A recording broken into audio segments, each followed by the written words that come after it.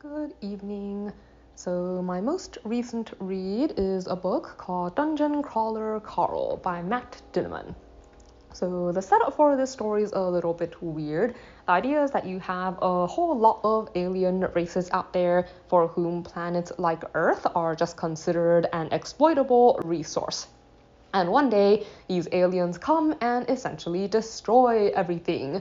Like all the man-made structures across the entire planet get reduced to rubble in an instant, and the only people who actually survive this catastrophe are the ones who were outside of buildings at the time. So not only do aliens take over all the resources, they turn the planets that they conquer this way into the centerpiece of this wildly popular galactic television series.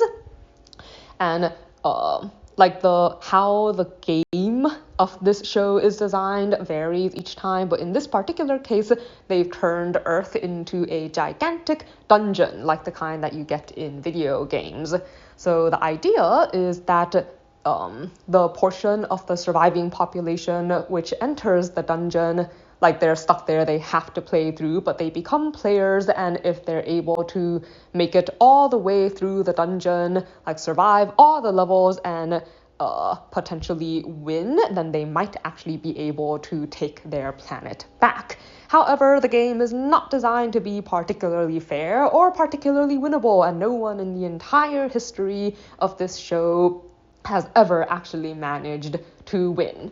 But in any case, Carl and his cat, or I guess it's technically his ex-girlfriend's cat that he was looking after at the time, enter the dungeon and become players. And in order to actually survive, like a major aspect is that you need viewership, since the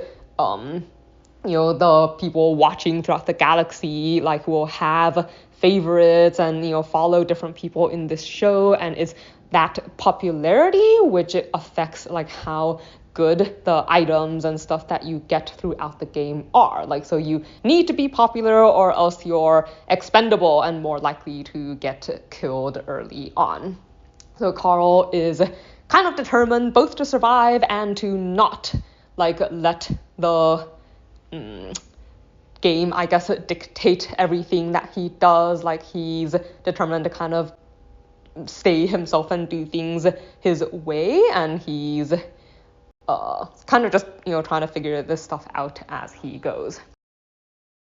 So something that I liked, I think there was a decent amount of humor in this game, although it's kind of up for grabs, I guess, whether I actually thought it was funny. I did find it kind of amusing that his cat becomes a talking cat, and she's called Princess Donut, and she turned out when she changed to be even more powerful than he was.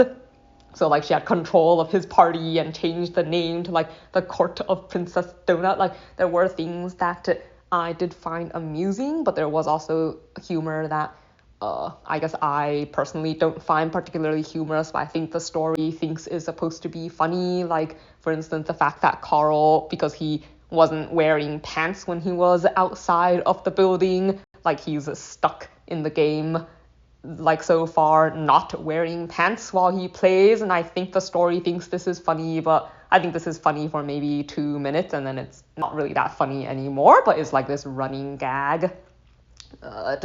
I also think it has a pretty strong, weird world kind of element, since they're playing through a setting that people designed by mishmashing a lot of things together. So for instance, you'll have a safe house or a rest stop that's some random restaurant plucked off the wall. So just the way things get restructured to make the dungeon setting, it was kind of interesting to see what Carl and Donut encountered as they moved through the levels.